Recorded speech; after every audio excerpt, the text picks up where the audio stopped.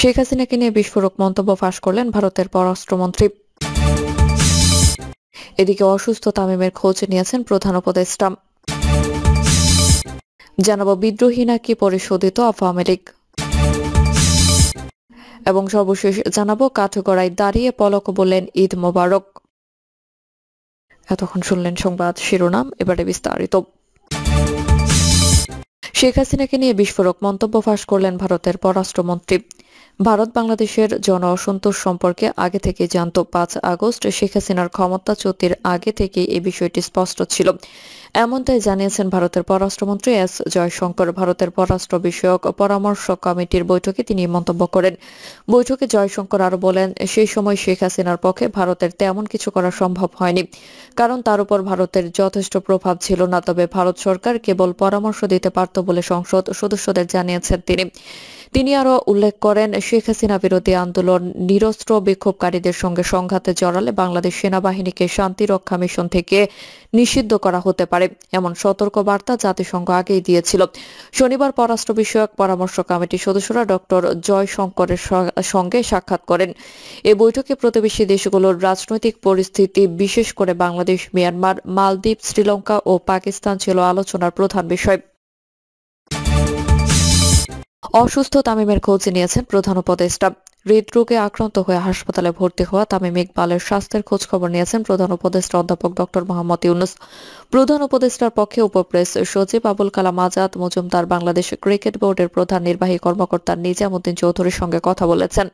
নিজামুদ্দিন জানান, হৃদরোগে আক্রান্ত হওয়ার পর তামিমকে দ্রুত নিকটবর্তী হাসপাতালে নিয়ে যাওয়া হয় এবং তার স্বাস্থ্যের অবস্থা জানতে তাৎক্ষণিকভাবে একটি এনজিওগ্রাম করা হয়। তিনি বলেন, বিসিবি তামিমের চিকিৎসকদের সঙ্গে প্রতিনিয়ত যোগাযোগ রাখছে এবং খেলোয়াড়ের চিকিৎসার জন্য প্রয়োজনীয় যে কোনো সহায়তা প্রদান করতে প্রস্তুত। নিজামুদ্দিন জানান, তারা তামিম ইকবালের স্বাস্থ্যের অবস্থা সম্পর্কে নিয়মিত প্রধান উপদেষ্টাকে অবহিত করবেন। আজ বিকেএসপিতে শাইন পুকুরের বিপক্ষে ম্যাচ খেলতে নেমে অসুস্থ হয়ে পড়েন তামিম। পরে তাকে হাসপাতালে নেওয়া হয়। জানা যায়, ম্যাসিভ হার্ট অ্যাটাক হয়েছিল টাইগার ব্যাটারের। অবস্থা এতটা গুরুতর হয়ে পড়েছিল যে সাভার থেকে ঢাকায় আনাও হয়নি।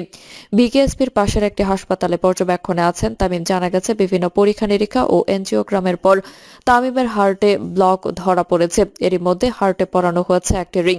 তবে তিনি এখন আশঙ্কামুক্ত, তবে চিকিৎসকদের পর্যবেক্ষণে আছেন। বিদ্রোহী নাকি পরিশোধিত আওয়ামী লীগ, প্রতিবেদনে বলা হচ্ছে, আগামী নির্বাচনে আওয়ামী লীগ অংশ নিতে পারবে কিনা তা নিয়ে রাজনীতির অন্দরমহলে চলছে টানাপোড়েন। সংশ্লিষ্টদের সঙ্গে আলাপ করে আওয়ামী লীগ নিয়ে দুইটি বিকল্প ভাবনার কথা জানতে পারছে সমকাল। একটি পক্ষ চায় শেখ হাসিনা ও তার পরিবারের সবাইকে বাদ দিয়ে বিদ্রোহী আওয়ামী লীগ গঠন করানো। আরেকটি বিকল্প হল শেখ হাসিনার সম্মতিতে তার পরিবর্তে স্বচ্ছ ভাবমূর্তির নেতাদের নেতৃত্বে রিফাইন্ড তথা পরিশোধিত আওয়ামী লীগকে ভোটে রাখা। এদিকে রাজনৈতিক সূত্রগুলো সমকালকে জানিয়েছে, আন্তর্জাতিক সম্প্রদায় সরকারকে অংশগ্রহণমূলক নির্বাচনের পরামর্শ দিয়েছে। এই চাওয়া পূরণে শেখ হাসিনা বিরোধী নেতাদের আওয়ামী লীগের সমর্থনের সুযোগ দেওয়া যায় কিনা এই ভাবনা রয়েছে অন্তর্বর্তী সরকারের একাংশের মধ্যে। তবে এই সুযোগ পেতে হাসিনা বিরোধী নেতাদের জুলাই গণহত্যা, 3টি বিতর্কিত নির্বাচন, গুম খুন, ব্যাংক লুট, টাকা পাচারের জন্য প্রকাশ্যে ক্ষমা চাইতে হবে। এই প্রক্রিয়াকে রিকনসিলিয়েশন বলতে চাচ্ছেন কেউ কেউ। তাতে অভ্যুত্থানে নেতৃত্ব দেওয়া ছাত্রদের কয়েকজনের সাইড আছে। বিএনপি সূত্রগুলো জানায়, শেখ হাসিনা এবং যাদের বিরুদ্ধে জুলাই গণহত্যায় সম্পৃক্ততার অভিযোগ আছে তাদের বাদ দিয়ে আওয়ামী লীগ নির্বাচনে এলে আপত্তি নেই দলটির। এদিকে রাজনৈতিক অঙ্গনে শেখ হাসিনা সরকারের মন্ত্রী সাবের হোসেন চৌধুরীকে দায়িত্ব দেওয়া হতে পারে বলে আলোচনা আছে, তবে তিনি বিদ্রোহী হতে রাজি নন। প্রতিবেদনে বলা হয়েছে, ইফতার মাহফিলকে কেন্দ্র করে গত শুক্রবার রাজধানী পুলিশ অফিসার্স ম্যাচে অর্ধশতাধিক পুলিশ কর্মকর্তা বিশেষ বৈঠকে বসেন। জানিয়ে বাহিনীটির মধ্যে প্রতিক্রিয়া তৈরি হচ্ছে। অনুমতি ছাড়াই বৈঠকে অংশ নেওয়ার কারণে কয়েকজন কর্মকর্তার কাছে এরই মধ্যে ব্যাখ্যাও চেয়েছে পুলিশ সদর দপ্তর। জানা গেছে, ডিআইজির ওই বৈঠকে ছিলেন একজন কমিশনার, রেঞ্জ ডিআইজি ও একাধিক পুলিশ সুপার। এতে অংশ নেওয়া কর্মকর্তাদের অনেকে বিএনপি সমমনা হিসেবে বাহিনীতে পরিচিত। এক অতিরিক্ত ডিআইজি বৈঠকটির সমন্বয় করেন। পুলিশ কর্মকর্তারা বৈঠকটিতে বাহিনীর ভেতরে বিভিন্ন গ্রুপিং নিয়ে আলোচনা করছেন। বর্তমান পরিস্থিতিতে ঐক্যবদ্ধ থাকার প্রত্যয় ব্যক্ত করেছেন। জানতে চাইলে পুলিশ মহাপরিদর্শক বাহারুল আলম বলেন, পুলিশ একটি ডিসিপ্লিন ফোর্স। সদর দপ্তরকে না জানিয়ে কর্মকর্তারা স্টেশন পজিশন ত্যাগ করতে পারেন না, এর ব্যাখ্যায় তাদের কাছে চাওয়া হয়েছে। সেনাবাহিনীকে বিতর্কিত করার অপচেষ্টা। খবরে বলা হয়েছে সেনাবাহিনীর বিরুদ্ধে অপপ্রচার থামাতে মাসখানেক আগে অনুরোধ জানিয়েছিলেন সেনাপ্রধান জেনারেল ওয়াকারুজ্জামান, কিন্তু তার অনুরোধে ঐক্য বিনষ্টকারীদের অপচেষ্টা থামেনি। কয়েকজন প্রবাসী বাংলাদেশি অনলাইনে অ্যাক্টিভিস্ট বেশ কিছুদিন ধরেই সেনাপ্রধান সম্পর্কে কটূক্তি ও অপপ্রচার চালিয়ে যাচ্ছেন। এর মধ্যে গত বৃহস্পতিবার রাতে জাতীয় নাগরিক পার্টির মুখ্য সংগঠক হাসনাত আব্দুল্লাহ নিজের ফেসবুক পোস্টে ক্যান্টনমেন্টের চাপের কথা বলে ব্যাপক আলোচনার জন্ম দেন। যদিও তার এই বক্তব্য নিজ দলের অনেকেই সমর্থন করেননি। বিশেষজ্ঞরা বলেছেন সেনাপ্রধান ও সেনাবাহিনী বিরোধী আক্রমণাত্মক বক্তব্য দেশে বিভাজন তৈরি করতে পারে এবং কৌশলগতভাবে রাষ্ট্রকে দুর্বল করতে পারে। সার্বভৌমত্বের প্রতি সেনাবাহিনী ও সেনাপ্রধানের বিরুদ্ধে একটি পক্ষের আক্রমণাত্মক বক্তব্য ও বিষোদগার অত্যন্ত দুঃখজনক ও অনভিপ্রেত ঘটনা। প্রতিবেদনে বলা হচ্ছে সেনাপ্রধান জেনারেল ওয়াকারুজ্জামানের সঙ্গে বৈঠক নিয়ে ফেসবুকে হাসনাত আব্দুল্লাহ ও সার্জিস আলমের ভিন্ন ভিন্ন পোস্ট নিয়ে দলটির ভেতরে অস্বস্তি তৈরির পাশাপাশি নানা আলোচনা চলছে। দলটির নেতাদের অনেকেই দুইজনের ফেসবুক পোস্টকে ব্যক্তিগত জনপ্রিয়তা অর্জনের রাজনীতি বলছেন। নিজেদের মধ্যে আলোচনায় নেতাদের কেউ কেউ এমন প্রশ্ন তুলেছেন যে এই ধরনের কর্মকাণ্ডে এনসিপি হাস্যরসের বস্তু হয়ে উঠেছে কিনা। এর মধ্যে সার্জিস আলমের পোস্টের নিচে মন্তব্যের ঘরে এনসিপির জ্যেষ্ঠ যুগ্ম মুখ্য সমন্বয়ক আব্দুল হান্নান মাসুদের একটি মন্তব্য সবার নজর কাড়ে। তিনি প্রকাশ্যে বলেছেন, হাসনাত কিংবা সার্জিসের মধ্যে কেউ একজন মিথ্যা বলেছেন। এনসিপিকে বিতর্কিত করার এজেন্ডা কাদের, সেই প্রশ্ন ওই মন্তব্যে তুলেছেন আব্দুল হান্নান মাসুদ।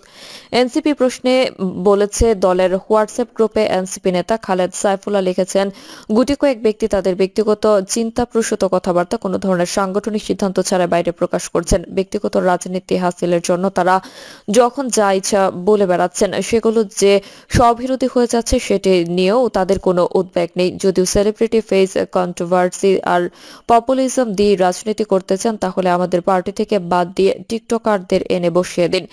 আরো বলা হয়েছে, সংস্কার প্রশ্নে এখন পর্যন্ত দেয়া কমিশনের সুপারিশ ঐক্যমত প্রতিষ্ঠার লক্ষ্যে মতামত জমা দিয়েছে বিএনপি, জামাত, জাতীয় নাগরিক পার্টি সহ বিভিন্ন রাজনৈতিক দল। ঐক্যমত কমিশনের সুপারিশে 1971 সাল এবং 2024 সালে এক কাতারে আনার বিষয়ে ভিন্নমত পোষণ করেছে বিএনপি। রাষ্ট্রীয় নাম পরিবর্তনের প্রস্তাবেও সায় দেয়নি দলটি। বিচার বিভাগের ক্ষেত্রে প্রায় সব প্রস্তাবে বিএনপি একমত। এদিকে সংবিধানের মূলনীতি আল্লাহর প্রতি অবিচল ঈমান আস্থা ফিরিয়ে আনতে মত দিয়েছে জামাত। দলটির সংবিধান, জনপ্রশাসন, বিচার বিভাগ, নির্বাচন প্রক্রিয়া ও দুর্নীতি দমন কমিশনের বিষয়ে কিছু পয়েন্টে দ্বিমত করেছে। জামাত পিআর ও সংখ্যানুপাতিক পদ্ধতিতে নির্বাচন চায়। সংবিধানের 70 অনুচ্ছেদ নিয়ে জামাত আস্থা ভোট বাজেট সম্পর্কে 70 অনুচ্ছেদ অনুযায়ী কিভাবে দায়িত্ব পালন করবে সে ব্যাপারে মতামত দিয়েছে। জামাত জাতীয় নির্বাচনের আগে গণপরিষদের নির্বাচন চায় না। ওদিকে জাতীয় নাগরিক পার্টি কমিশনের 166 সুপারিশের মধ্যে 113টির পক্ষে মত দিয়েছে দলটি। 29টি প্রস্তাবে আংশিকভাবে একমত এবং 22টি প্রস্তাবের বিষয়ে দ্বিমত প্রকাশ করে দলটি। নয়া সংবিধান ও গণপরিষদের নির্বাচন চায় এনসিপি। সূত্র জানায়, প্রধান উপদেষ্টা ডক্টর মোহাম্মদ ইউনূসের আসন্ন চীন সফর মাইল ফলক হবে বলে মন্তব্য করেছেন ঢাকায় নিযুক্ত দেশটির রাষ্ট্রদূত ইয়াও ওয়েন। তিনি বলেছেন, এই সফর নিয়ে আমরা খুব ঘনিষ্ঠভাবে কাজ করছি, অপেক্ষা করুন এবং দেখতে থাকুন। এই সফরে গুরুত্বপূর্ণ ঘোষণা আসতে পারে। গতকাল রোববার পররাষ্ট্র মন্ত্রণালয়ের সাংবাদিকদের সাথে আলাপকালে তিনি এই মন্তব্য করেন। খুব স্বাভাবিকভাবে প্রধান উপদেষ্টাদের সফরের উপর নজর থাকবে ভারত ও যুক্তরাষ্ট্রের। এ ব্যাপারে দৃষ্টি আকর্ষণ করা হলে চীনের রাষ্ট্রদূত বলেন, প্রধান উপদেষ্টা চীন সফরকে সামনে রেখে আমরা কাজ করছি। দুই দেশ কিভাবে পারস্পরিকভাবে লাভবান হতে পারে সেটি আমাদের লক্ষ্য। এদিকে পররাষ্ট্র উপদেষ্টা তৌহিদ হোসেন জানিয়েছেন, প্রধান উপদেষ্টার চীন সফরে কোনো চুক্তি সই হবে না, কয়েকটি সমঝোতা স্মারক সই হবে। এই সফরে চীনের গ্লোবাল ডেভেলপমেন্ট ইনিশিয়েটিভ বাংলাদেশ যুক্ত হওয়ার সিদ্ধান্ত হবে কিনা জানতে চাইলে এ বিষয়ে চূড়ান্ত সিদ্ধান্ত হয়নি। সূত্র জানায়, গত বছরের 5ই আগস্ট শেখ হাসিনা সরকারের পতনের আগে বাংলাদেশে শেখ হাসিনা বিরোধী জনরোষ তৈরি হওয়ার ব্যাপারে ভারত অবগত ছিল বলে দাবি করেছেন দেশটির পররাষ্ট্রমন্ত্রী এস জয়শঙ্কর। শনিবার ভারতের পররাষ্ট্র মন্ত্রণালয় বিষয়ক পরামর্শক কমিটির সদস্যদের তিনি এই কথা জানিয়েছেন। তবে শেখ হাসিনার উপর পর্যাপ্ত প্রভাব না থাকায় পরামর্শ দেওয়া ছাড়া ভারত তেমন কিছু করার পরিস্থিতিতে ছিল না বলেও পার্লামেন্ট সদস্যদের জানান তিনি। এই সময় জাতিসংঘের মানবাধিকার প্রধান ভলকার তুর্কের সাম্প্রতিক মন্তব্যের কথা উল্লেখ করেন ভারতের পররাষ্ট্রমন্ত্রী। সম্প্রতি বিবিসির হার্ডককে ভলকার তুর্ক বলেছিলেন, বাংলাদেশে জুলাই আগস্ট ছাত্র জনতার আন্দোলন চলাকালে দমন পীড়ন অংশ না নিতে সেনাবাহিনীকে সতর্ক করেছিল জাতিসংঘ। সূত্র জানায়, 24 জুলাই আগস্টে ছাত্রদের নেতৃত্বাধীন গণ অভ্যুত্থানের সাথে সম্পর্কিত মানবতাবিরোধী অপরাধের মামলায় ঈদের ছুটির পর আন্তর্জাতিক অপরাধ ট্রাইব্যুনালে প্রথমবারের মতো আনুষ্ঠানিক অভিযোগ দায়ের করতে যাচ্ছে প্রধান প্রসিকিউটরের কার্যালয়। এর মধ্যে আইন প্রয়োগকারী সংস্থার সদস্য এবং ক্ষমতাচ্যুত প্রধানমন্ত্রী শেখ হাসিনার সহযোগী দ্বারা ঢাকার আশুলিয়ায় 6 জনের লাশ পোড়ানোর অভিযোগে করা মামলাটি তদন্ত সংস্থা প্রধান প্রসিকিউটরের কার্যালয়ে মামলার খসড়া প্রতিবেদন জমা দিয়েছে। শুরুতে মামলাটির আনুষ্ঠানিক অভিযোগ দায়ের করা হবে। এ বিষয়ে ট্রাইব্যুনালের প্রধান প্রসিকিউটর মোহাম্মদ তাজুল ইসলাম গতকাল রোববার এক প্রেস ব্রিফিংয়ে সাংবাদিকদের বলেন, আমরা প্রতিবেদনটি যাচাই বাছাই করছি। যাচাই বাছাই শেষ করার পর বিচারের জন্য অভিযুক্তদের বিরুদ্ধে আনুষ্ঠানিক অভিযোগ আন্তর্জাতিক অপরাধ ট্রাইব্যুনালে জমা দেব। তবে তাজুল ইসলাম এই মামলায় চূড়ান্ত অভিযুক্তদের নাম প্রকাশ করেনি। সূত্র জানায়, 1 দশকেরও বেশি সময় ধরে বাংলাদেশে কার্যক্ষম জনগোষ্ঠীর সংখ্যা যেভাবে বেড়েছে, নতুন কর্মসংস্থান বেড়েছে, তার তুলনায় একেবারেই সামান্য। প্রিয় দর্শক, এই ছিল এখনকার সর্বশেষ সংবাদ। আপডেট সব সংবাদ পেতে চ্যানেলটি সাবস্ক্রাইব করে বেল আইকনটি ক্লিক করে রাখুন।